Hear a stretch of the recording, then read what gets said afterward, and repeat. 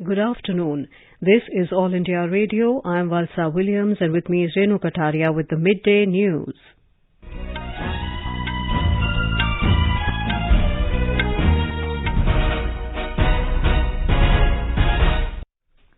The headlines. Prime Minister Narendra Modi to review the progress of Bilateral and North Karanpura thermal power projects of Jharkhand this afternoon through video conferencing. Prime Minister to address the post-graduation program of 2022 at the Indian School of Business in Hyderabad tomorrow to also inaugurate several completed projects and lay foundation stones for new projects in Chennai. Government allows duty-free import of 20 lakh tons of crude soybean and sunflower oil per annum for a period of 2 years. Sugar exports to be 100 lakh metric tons during current season.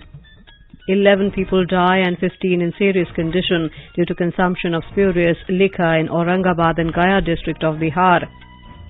3 Pakistani terrorists killed in an encounter with security forces in North Kashmir's Baramulla district. In the United States, 19 children and 2 adults killed yesterday in a shooting attack at an elementary school in southern state of Texas. Today is World Thyroid Day. In 12th Hockey Junior Men's National Championship, Uttar Pradesh and Chandigarh enter the semi-final rounds. In remaining quarterfinals of the day, Haryana to meet Arunachal Pradesh and Odisha to clash with Punjab.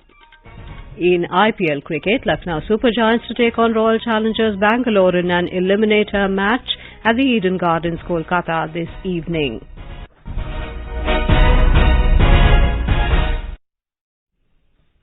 Prime Minister Narendra Modi will review the progress of 2 major power generation projects of Jharkhand today through video conferencing. These projects include Bilateral Vidyut Utpadan Nigam Limited, a joint venture of the state government, and National Thermal Power Corporation NTPC under construction at Bilateral in Ramgarh district, and NTPC's under construction North Karanpura Thermal Power Station in Chatra district.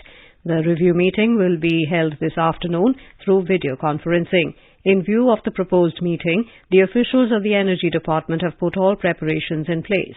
Chief Minister Hemant Soren had recently directed all the concerned departments and officials to work with better coordination in view of the power crisis in the state due to delay in both the power projects. Union Energy Secretary, Chief Secretary Sukhdev Singh and Principal Secretary of Energy Department and other senior officers will participate in the meeting. Prime Minister Narendra Modi will be on a visit to Hyderabad tomorrow. The Prime Minister will be visiting the Indian School of Business ISB to take part in the 20th annual celebrations and attend the post-graduation program of 2022.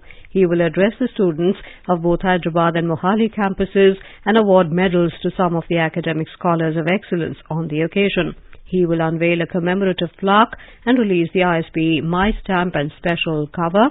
Mr. Modi will also plant a sapling on the campus. Meanwhile, elaborate security arrangements are being made in view of the Prime Minister's visit. The Prime Minister will inaugurate several completed projects and lay foundation stones for new projects at a function to be held in Chennai tomorrow evening. The cost involved in total 11 projects is 31,500 crore rupees. The completed works that the Prime Minister will dedicate to the nation include 5 major infrastructure projects worth over 2,960 crore rupees. The 75-kilometer-long Madurai-Theni railway gauge conversion project has been built at a cost of over 500 crore rupees. The 30-kilometer-long third railway line between Tambaram and Chengalpattu to key Chennai suburbs has been built at a cost of over 590 crore rupees. The natural gas pipeline project in the 115-kilometer-long Ennore-Chengalpattu section and 271-kilometer-long Tiruvallur-Bengaluru section will be commissioned by Prime Minister Narendra Modi. He will also inaugurate 1,152 houses constructed as part of the Lighthouse project in Chennai, built under the urban component of the Pradhan Mantri Awas Yojana. Mr. Modi will also lay the foundation stone for 6 projects worth 28,540 crore rupees. The main project includes the 262-kilometer-long Bengaluru-Chennai Expressway. The 21-kilometer-long 4-lane double-decker elevated road will connect Chennai Port and Madurai in the city. The 5 railway stations at Chennai, Egmore, Rameshwaram, Madurai, Katpadi and Kanyakumari will be redeveloped at a cost of 1,800 crore rupees. The union government has decided to put a cap on sugar exports to ensure domestic availability. Briefing media in New Delhi today, Food Secretary Sudhanshu Pandey said India's exports have reached a record high in this season and now domestic availability has to be ensured during October-November as consumption increases in the festive season. He said the decision has been taken in view of the global situation which may trigger the demand for sugar. Mr. Pandey added it should not be seen as a curb. Earlier, the centre decided to allow export of sugar up to 100 lakh metric tons. As per the order issued by Directorate General of Foreign Trade, with effect from 1st of June to 31st of October this year, the export of sugar will be allowed with specific permission.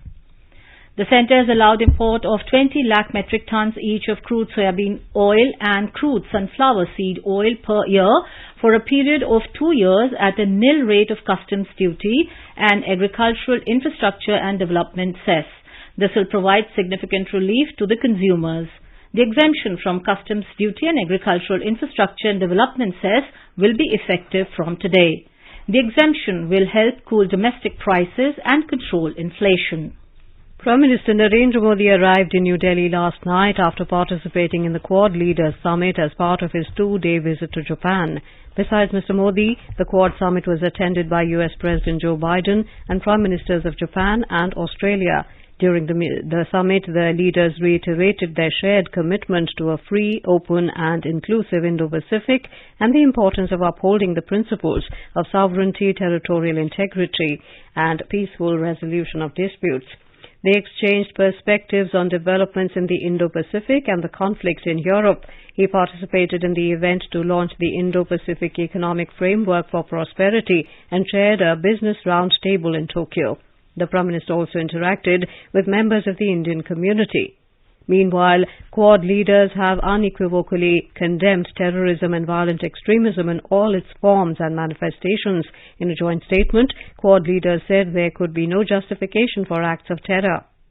Quad leaders also issued strong condemnation of all forms of terrorism and a call for expeditiously bringing to justice the perpetrators of the Mumbai Pathankot terror attacks. Also, coordinate more effectively and timely responses to the humanitarian assistance, disaster relief incidences in the region in future through the agreed Quad HADR guidelines. Foreign Secretary Vinay Mohan Kwatra said there was an excellent warmth between the leaders during the summit. He added that they also held productive and meaningful discussions that were marked by cooperative and constructive agenda. First, action-oriented cooperation among Quad partners for free, open and inclusive Indo-Pacific aimed at peace, stability and prosperity in the region. 2. Support for ASEAN unity and centrality. 3. Focus on common efforts to respond on COVID-19, including in particular the post-pandemic recovery.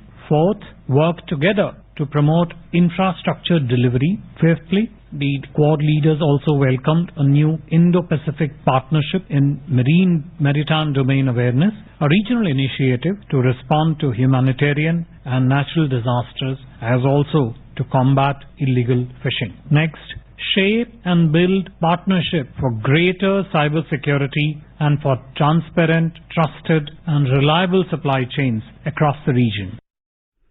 The third edition of Indian Navy and Bangladesh Navy bilateral exercise Bongo Sagar commenced at Port Mangla, Bangladesh. The harbour phase of exercise is underway. It will be followed by a sea phase in the northern Bay of Bengal starting tomorrow. Exercise Bongo Sagar is aimed at developing a high degree of interoperability and joint operational skills through the conduct of a wide spectrum of maritime exercises and operations between the two navies. Indian naval ships Kora and an indigenously built guided missile corvette and Sumedha, an indigenously built offshore patrol vessel, are participating in the exercise. Bangladesh Navy is being represented by BNS Abu Ubaidah and Ali Haider, both guided missile frigates. The harbour phase of the exercise includes professional and social interactions and friendly sporting fixtures in addition to the tactical level planning discussions on the conduct of the exercises at sea. The sea phase of the exercise would facilitate trips from both the navies to participate in intensive surface warfare drills, weapon firing drills, seamanship evolutions and coordinated air operations in a tactical scenario. Lok Sabha Speaker Om Birla was given a Guard of Honour this morning at Raj Bhavan in Jaipur. Mr. Birla is on a day-long visit and he will participate in many programs. The Lok Sabha Speaker will interact with young entrepreneurs at Rambagh Palace this afternoon. He will felicitate the medical workers and corona warriors in the auditorium of Mahavir School at 4 p.m. in the C scheme. Mr. Birla will inaugurate the Maheshwari Samaj's multi-purpose educational institution in the evening. In the Union Territory of Jammu and Kashmir, 3 Pakistani terrorists were killed in an encounter with security forces that broke out at Najibhat Crossing in Creary area of North Kashmir's Baramulla district a short while ago. 1 J&K police personnel also laid his life in the operation. Incriminating materials including arms and ammunition have also been recovered from the possession of the slain terrorists. Further details are awaited. In Bihar, 11 people have died due to consumption of spurious liquor in Aurangabad and Gaya district. 15 people who are in serious condition are under treatment in local government hospitals. In Aurangabad, 8 people, including a teacher, died due to consumption of spurious liquor, while 3 people died in Gaya. Family members of the deceased said the victims had consumed spurious liquor together and fell sick after reaching home. Aurangabad District Magistrate Saurabh Jorwal told AIR News that patrolling has been intensified in areas and 74 people have been arrested in this regard. Bihar is a state where production, importation and sale of alcoholic beverages is prohibited by law. In Odisha, 6 tourists were killed and about 40 injured in a road accident that took place last night in the Kalinga Ghati. The injured have been admitted to the nearby hospitals in Berhampur and Bhanjannagar. The accident took place around midnight when the tourist bus bound for Vizag from Daringibadi in Odisha was negotiating a turn in the Kalinga Ghati. The deceased include 4 women. As per reports, all the 70-odd tourists travelling in the ill-fated bus belong to West Bengal. Odisha Chief Minister Naveen Patnaik has expressed deep anguish over the loss of lives in the accident. Over 192 crore 67 lakh vaccine doses have been administered so far under the nationwide vaccination drive. India's active caseload currently stands at 14,971. The active cases stand at 0.03%. The recovery rate is currently at 98.75% with 1,977 recoveries in the last 24 hours. A total of 2,124 new cases were recorded during the same period. The News Services Division of All India Radio will bring an exclusive interview with World Boxing Champion Nikhat Zareen in the program Spotlight tonight. To listen to the interview, stay tuned to FM Gold channel and additional frequencies from 9:15 p.m. onwards. This interview will also be available on our YouTube channel, News on AIR Official, and on our website, newsonair.gov.in. You're listening to the Midday News on All India Radio. A reminder of the headlines before we move on. Prime Minister Narendra Modi to review the progress of Patratu and North Karanpura thermal power projects of Jharkhand this afternoon through video conferencing. Prime Minister to address the post-graduation program of 2022 at the Indian School of Business in Hyderabad tomorrow to also inaugurate several completed projects and lay foundation stones for new projects in Chennai. Government allows duty-free import of 20 lakh tons of crude soybean and sunflower oil per annum for a period of 2 years. Sugar exports to be 100 lakh metric tons during current season. 11 people die and 15 in serious condition due to consumption of spurious liquor in Aurangabad and Gaya district of Bihar. 3 Pakistani terrorists killed in an encounter with security forces in North Kashmir's Baramulla district. In the United States, 19 children and 2 adults killed yesterday in a shooting attack at an elementary school in southern state of Texas. Today is World Thyroid Day. In 12th Hockey Junior Men's National Championship, Uttar Pradesh and Chandigarh enter into the semi-final rounds. In remaining quarter-finals of the day, Haryana to meet Arunachal Pradesh and Odisha to clash with Punjab. In IPL cricket, Lucknow Super Giants to take on Royal Challengers Bangalore in an eliminator match at the Eden Gardens, Kolkata this evening.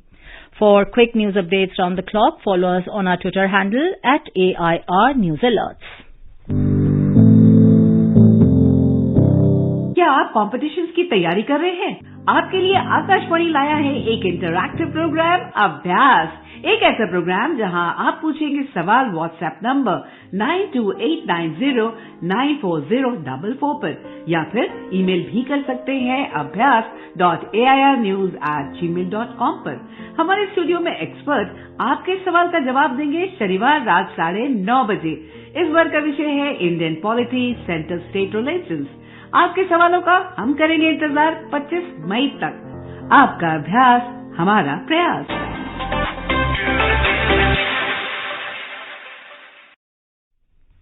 Welcome back to the Midday News.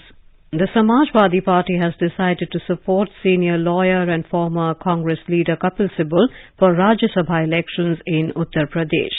Kapil Sibal filed his nomination today for Rajya Sabha elections in the presence of party President Akhilesh Yadav and MP Ram Gopal Yadav.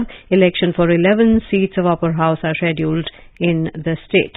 Mr. Sibal announced his departure from the Congress shortly after filing of his nomination for the Rajya Sabha elections as an independent candidate with the backing of the SP. The former Union Minister said he had tendered his resignation to the party on the 16th of May. India Meteorological Department has predicted that there will be no significant heat wave conditions in the country during the next 5 days. Talking to AIR News, senior scientist in IMD R.K. Jenamani said there will be no heat wave conditions due to very high rainfall activity during the last 3 days. He said the temperature is below normal in most parts of the country. Good afternoon. Today 25th May, as per IMD, temperature are 33 to 35, most part of Punjab, Haryana, Delhi and Uttar Pradesh. Temperature has been quite below normal and only Rajasthan, Southwest Rajasthan has a temperature 38 to 43. So next 5 days there will be no heat wave over any part of the country except Southwest Rajasthan, and this has been due to very high rainfall activity during last 3 days over the region. And particularly for Western Himalayan region, the temperature is very low actually. Himachal Pradesh 12 to 14 degree maximum. Southwest monsoon is likely to advance over some parts of Southwest Arabian Sea and East Central Bay of Bengal and some parts of Northeast Bay of Bengal during the next 48 hours. In the Union Territory of Jammu and Kashmir, the central government's social welfare programs and schemes such as the National Rural Livelihood Mission (NRLM) and the MG Narega and the Pradhan Mantri Awas Yojana are not only benefiting women but also empowering them. AIR News spoke to some of the women beneficiaries in Kulgam and Kupwara. Ruby Jan is a resident of Ashmuji village in Kulgam district of South Kashmir and she shared her thoughts about NRLM.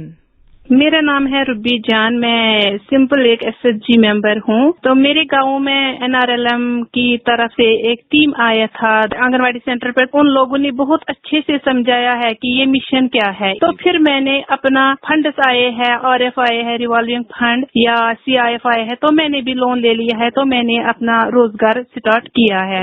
मेरा रोजगार बहुत अच्छे से चल रहा है।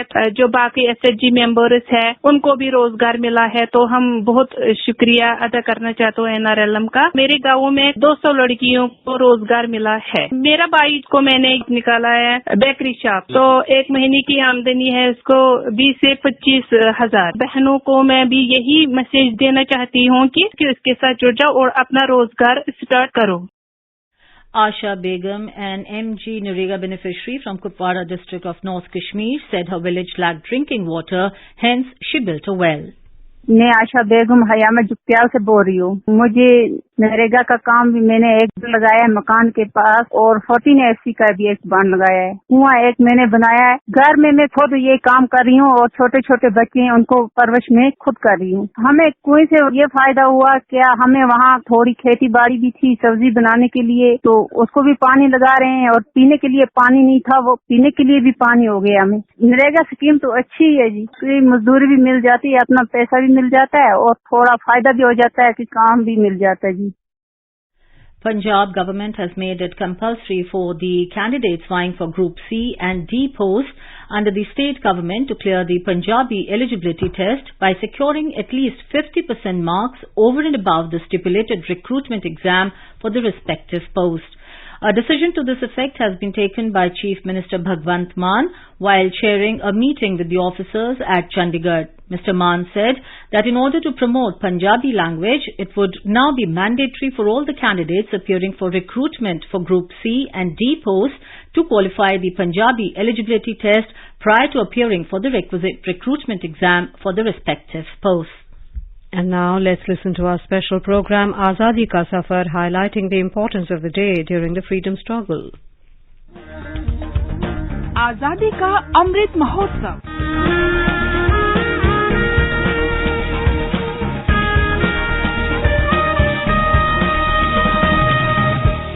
Azadi Ka Safar with AIR News.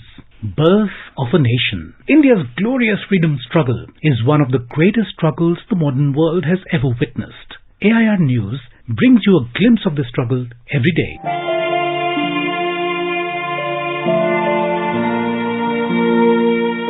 In today's episode, we remember transnational freedom fighter Sardar Singhji Rawaji Rana, who died on the 25th of May 1957. S.R. Rana was a founding member of the Paris Indian Society and the Vice President of the Indian Home Rule Society. Rana was born on 10th of April 1870 in Kathiawar, Gujarat. A classmate of Mahatma Gandhi, during high school, Rana studied in Fergusson College, Pune, where he came in contact with Lokmanya Tilak and Surendranath Banerjee. He got inspired to join the freedom movement as he volunteered at the Indian National Congress Conference in Pune in 1895. In London, while pursuing law, he came in contact with Shyamji Krishna Verma and Bhikaji Kama. He was instrumental in the establishment of India House in London.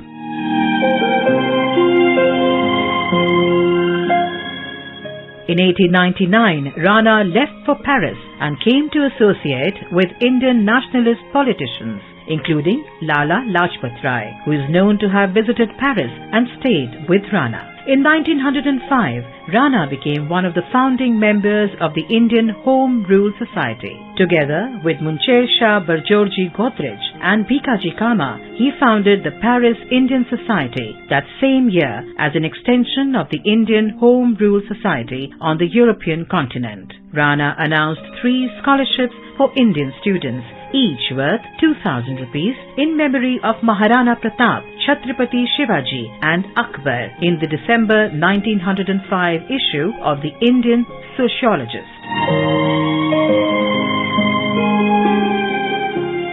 Rana helped the Indian independence movement in several ways.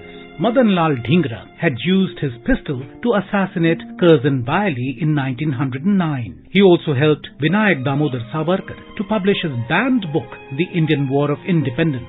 He had also helped Savarkar in his Mahsai asylum case in the Permanent Court of Arbitration, The Hague, in 1910. Lala Lajpat Rai had written Unhappy India during his stay in his house for 5 years. He had helped Senapati Bapat to travel to study making of bombs in Moscow. He had helped Subhash Chandra Bose to address the audience on German radio. He had also helped in the establishment of Banaras Hindu University. Rana developed close links with the French and Russian socialist movements, and along with Bhikaji Kama attended the Second Socialist Congress at Stuttgart on 18th of August 1907, where the flag of Indian independence was presented by Kama. Rana was a regular contributor to Bande Mataram, published by Kama from Paris, and The Talwar, published from Berlin, which were then smuggled into India. Due to his nationalist activities, Rana was expelled by the French government to Martinique in 1911. The activities of the Paris Indian Society were also curtailed under pressure from the French Sûreté and finally suspended in 1914. Rana underwent a lot of personal losses in his life as his son and wife died. Thereafter, he abstained from public life and returned to India after independence in 1948. S.R. Rana died on the 25th of May 1957 in Veraval, Gujarat. He was awarded the Chevalier by the French government in 1951. His portraits are placed in the Gujarat Legislative Assembly and his place of death in Veeraval. AIR News salutes the great nationalist.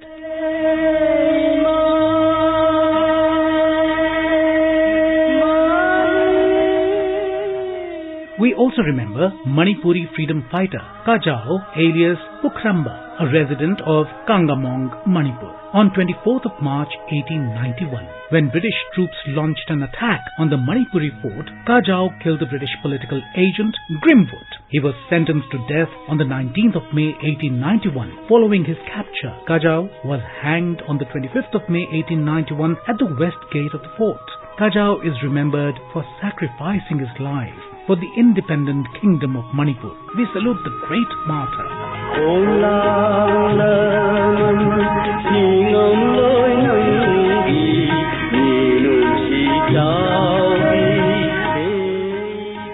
We also remember Manipuri freedom fighter Hirang Khokja, who fought against the British in Anglo-Manipur War in 1891. Khokja hailed from the village Hirang in Manipur. He died at the Khongjom battlefield on the 25th of May 1891 during the Anglo-Manipur War. We salute the great martyr.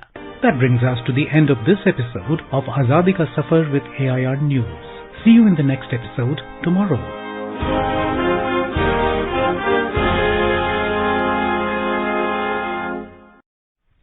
Vice President M. Venkaiah Naidu today paid tributes to the great revolutionary Rajbihari Bose on his birth anniversary.